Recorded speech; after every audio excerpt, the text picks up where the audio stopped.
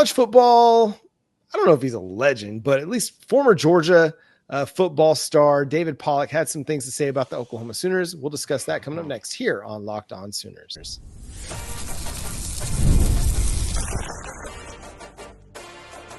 You are Locked On Sooners, your daily podcast on the Oklahoma Sooners. Part of the Locked On Podcast Network, your team every day.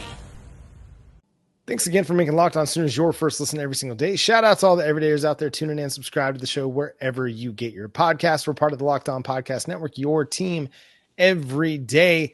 So we're going to be talking about Noah Best coming up in the third segment, a 4-star interior offensive lineman.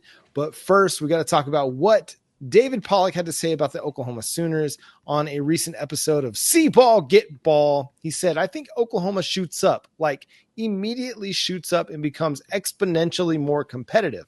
But the problem is the schedule. I don't think they're a team that is going to win 10 games and get to the college football playoff.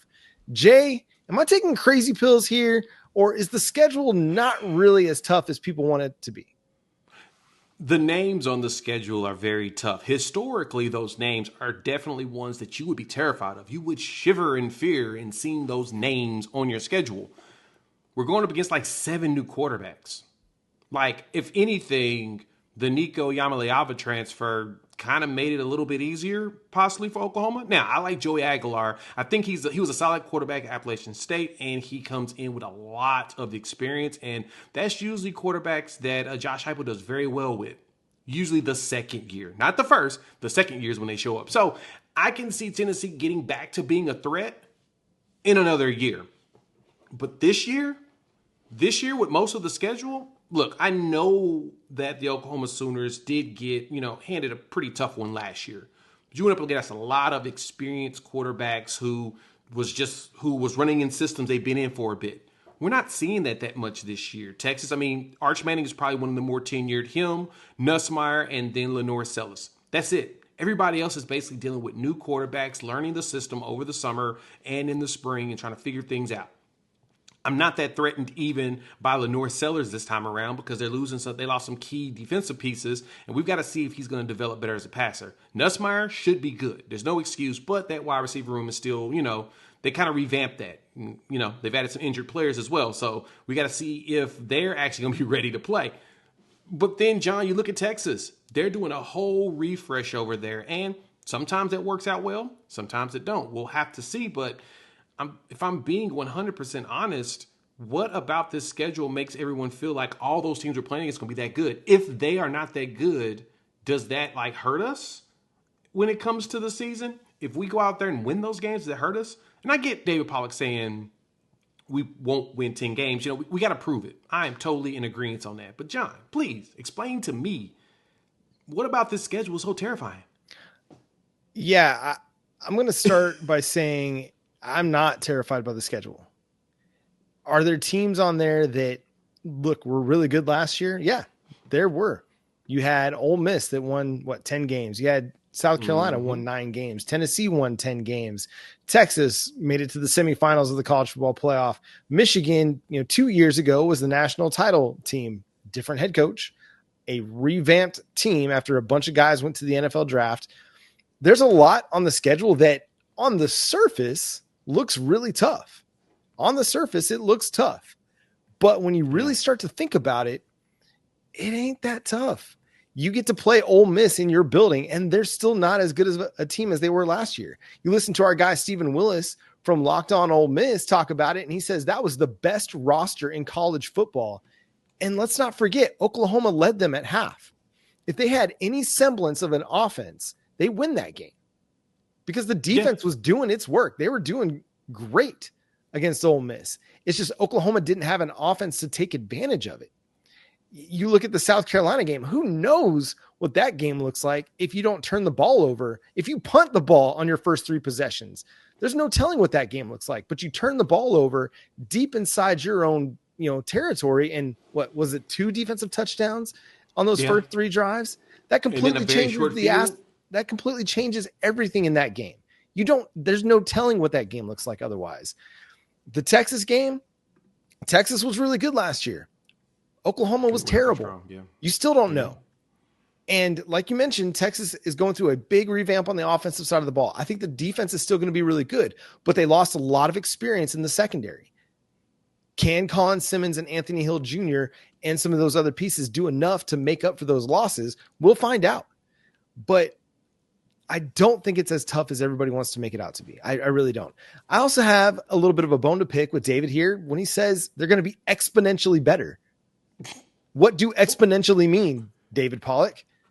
Is it one more win? I think it's one more win. I mean, I think come on. Exponentially like, for him is one more win. Like, what are we doing here? This was a team that was a possession or two away from winning 8 games at least, with the 98th ranked scoring offense, with an offense that averaged 13 points per game in SEC play. If you take the defensive touchdowns away, like that was what this Oklahoma team was.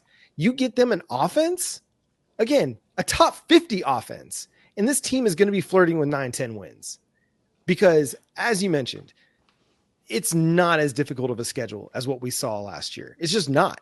I'm sorry. They're not as talented teams. Are they potentially good teams? Yes, but they're not going to be nearly as talented as what we saw last year. Just wait until you see the returning production for a lot of these schools from the transfer portal coming in and coming out. Oklahoma might shoot up a little bit more, especially adding those additional pieces. There's a very good chance that Oklahoma moves up, especially on the offensive side, because that's where we were technically the lowest when we had the article from Bill Connolly.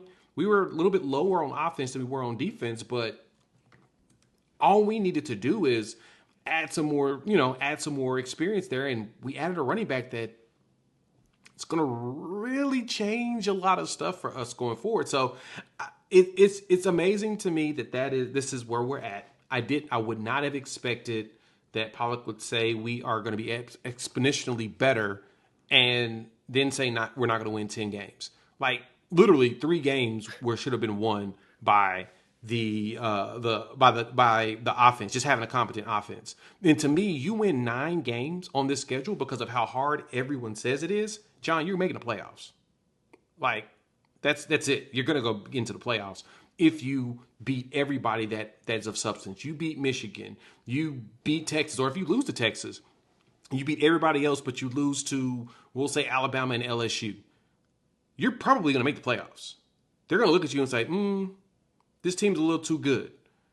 Coming in the winner, overall 10, the defense was 46 in returning production with the offense at 6. And the offense is probably going to jump up a little bit more after adding more pieces. So again, as you asked the question, I asked the same one. What is exponentially better? What do we need to do for them to say, yeah, no, I think that they're at the point where they're going to cause problems? Yeah, and I think this is just a reaction to going 6 and 7 a year ago that, like I talked about on the last episode, a lot of people just want to bury Oklahoma, that now they're a 6-win team year in and year out, when the reality is much more likely that Oklahoma just had an aberration year because of a terrible offense. And you can point to 2022 if you want to, but that was a year where you had a terrible defense. You had a really good offense, but a terrible defense because you lost guys like Nick Bonito and Isaiah Thomas and Perion Winfrey and Brian Asamoah and Diller and Turner Yell. Like, you lost guys that got drafted. Dudes. And they were dudes. Like Nick Bonito has now turned into one of the best pass rushers in the NFL. So, and we know what the Lincoln Riley, Alex Grinch defensive recruiting was looking like leading up to their departure. That's a huge one. There's reasons for it. That's a huge one right there. Look here at we are. Regime. This is a team that's restocked and reloaded. You might say, okay, what about wide receiver? I'll challenge you with Deion Burks and Isaiah Satania. Whatever else they do on the outside, you get those 2 guys on the field, and they're going to create a lot of havoc for teams in the secondary with yards after the catch. So I'm a believer in Oklahoma. Now, they got to go win games. I'm optimistic, but they got to go win the games. But hey, that's most important. You get to November with 8 wins, and I like where you're sitting.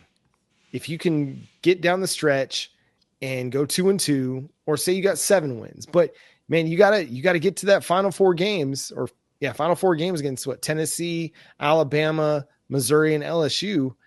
That's going to be a big stretch. But I think Oklahoma's done a lot this offseason to put themselves in a position to go be a contender. Last thought on this, Jay, before we get to some recruiting talk coming up in the next segment.